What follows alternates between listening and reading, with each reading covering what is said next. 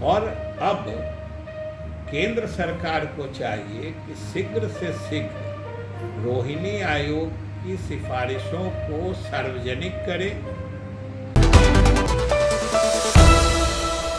बिहार में जो जाति जनगणना पे रोक लगी थी, उसको लेकर के आज विजय चौधरी, जो कि जेडीयू के मंत्री हैं, उन्होंने साफ तौर पे केंद्र सरकार से ये मांग कर दी है कि जातिगत जनगणना, जो जनगणना होने वाली है, उसके साथ साथ कराई जाए। उन्होंने साफ तौर पे मणिपुर की हिंसा पे भी बात कही है और जमकर केंद्र सरकार को लताड़ा है और साफ तौर पे कहा है कि गृह मंत्री वहाँ गए थे क्या, वहाँ का जो मसला है वो शांत हुआ क्या, और जो हिंसा है वो कहीं ना कहीं भड़क गई। और जो बिहार में जो रोज़ के जो कटिहार में जो बिजली को लेकर के जो मजदूर, जो प्रदर्शनकारी जो प्रदर्शन कर रहे थे, उसको लेकर के उन्होंने साफ तौर पे ये कहा है कि जो भी इसमें संलिप्त होगा, वो पुलिस के अधिकारी हों या फिर कोई भी हो, उन पे सब पे कार्रवाई की जाएगी। और भी क्या कुछ करे विजय चौधरी, आप पहले इस वीडियो में सुनिए। रही है और ये देरी अब समझ में भी बात नहीं आ रही है।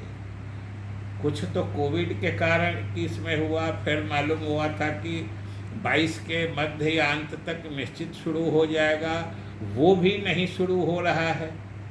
ये तो केंद्र सरकार की दुविधा या केंद्र सरकार की असमंजस या अनिर्णय की स्थिति को दर्शाता है। नहीं तो सेंसस जो समझिए कि 10 साल में होना ये बाध्यता है, उसको भी लगातार सरकार आगे बढ़ा रही है। और हम लोगों ने तो नीतीश कुमार जी के नेतृत्व में आग्रह किया था कि 2021 वाली जनगणना ही जाति आधारित की जाए, जिसके लिए हम लोगों ने मतलब मुख्यमंत्री के नेतृत्व में सर्वदलीय प्रतिनिधि मंडल भी मिला था प्रधानमंत्री महोदय से, और उसमें भी हम लोगों ने रोहिणी आयोग की जो सिफारिशें आने वाली थी, उसके जो संकेत मिल रहे थे कि पिछड़े वर्गों का भी उपवर्गीकरण होगा, इसकी भी चर्चा हुई थी। और इसके लिए तो फिर अलग अलग जातियों के सामाजिक आर्थिक स्थिति का आकलन अत्यंत आवश्यक है, जो इस तरह की गणना का लक्ष्य होता है। तो यही हम लोग कह रहे थे, और आज इस आयोग की सिफारिशें भी हम ही लोग के मतलब लाइन की पुष्टि कर रही हैं। इसलिए हम लोग केंद्र सरकार से चाह रहे हैं कि इस पर अब किसी तरह का असमंजस तोड़ें और इसकी उपयोगिता देखते हुए पूरे देश में जो हम लोगों के विधानसभा में भी सर्वसम्मति से प्रस्ताव पारित करके भेजा था, उस समय हम विधानसभा अध्यक्ष थे, मुख्यमंत्री जी के तरफ से ये प्रस्ताव आया था और विधानसभा में सभी दलों ने इसका समर्थन किया था। 2 बार ये प्रस्ताव जा चुका है, तो वहाँ पर वो करें, नहीं तो कम से कम केंद्र सरकार की तरफ से न्यायालय को भी कहें कि बिहार सरकार को करने की अनुमति दे दें। हम लोग तो काफ़ी काम आगे बढ़ा चुके हैं और न्यायिक हस्तक्षेप से हम लोग का मामला रुक गया है।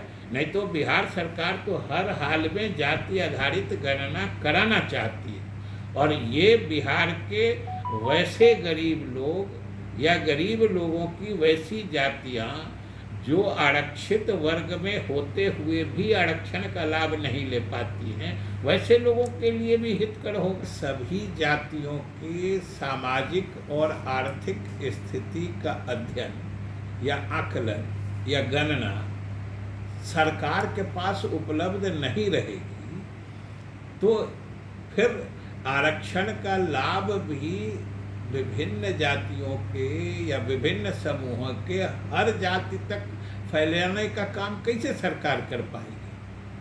आज उसी आंकड़े की ज़रूरत है जो बिहार सरकार का निर्णय जाति आधारित गणना कराने का रहा है।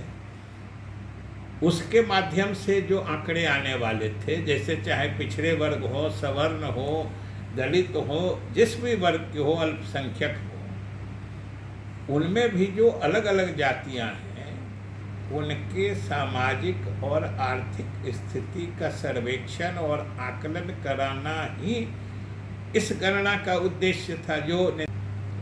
और हम लोगों ने तो मुख्यमंत्री के नेतृत्व में हमारा प्रतिनिधि मंडल प्रधानमंत्री जी से भी मिला था और उनसे भी अनुरोध किया था कि उसको वो चाहें तो पूरे देश में कराएं।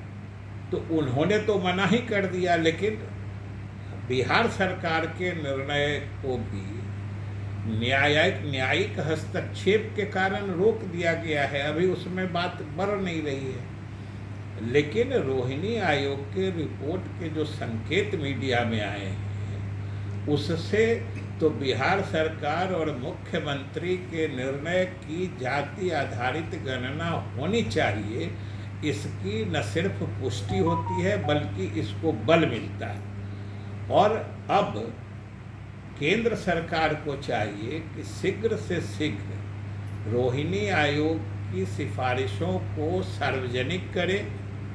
तो आपने सुना बिहार में जो जातिगत जनगणना को लेकर के रोक लगी थी, उस पर विजय चौधरी ने साफ तौर पे केंद्र सरकार से ये मांग कर दी है कि जातिगत जनगणना के साथ जो देश में जनगणना होता है उसके साथ कहीं ना कहीं जातिगत जनगणना करा दी जाए। इसलिए इससे लेकर के जो बिहार में जितने भी गरीब तबके के लोग हैं उन्हें जो सुविधा है वो पहुँचाई जा सके। उन्होंने मणिपुर हिंसा पे सरकार को जमकर लताड़ा है और कहा है कि जो मणिपुर में गृह मंत्री वहाँ गए थे, इसको लेकर के जो हिंसा पे रोक लगाने के लिए वहाँ गए थे, क्या वहाँ की हिंसा रुक गई? और जो बिहार में आए दिन जो घटनाएं हो रही हैं, जैसे कटिहार में जो घटना हुई प्रदर्शनकारियों पे, उस पर उन्होंने साफ तौर पे कहा है कि जो लोग भी उसमें संलिप्त होंगे, वो पुलिस के अधिकारी हों या किसी भी क्षेत्र के अधिकारी हों, जो भी उसमें संलिप्त होंगे उन पर कड़ी कार्रवाई की जाएगी। और भी क्या कुछ कह रहे थे विजय चौधरी, आपने इस वीडियो में सुना है। सही तमाम खबरों के लिए जुड़े रहना चैनल इनसाइड के साथ। तब तक के लिए धन्यवाद।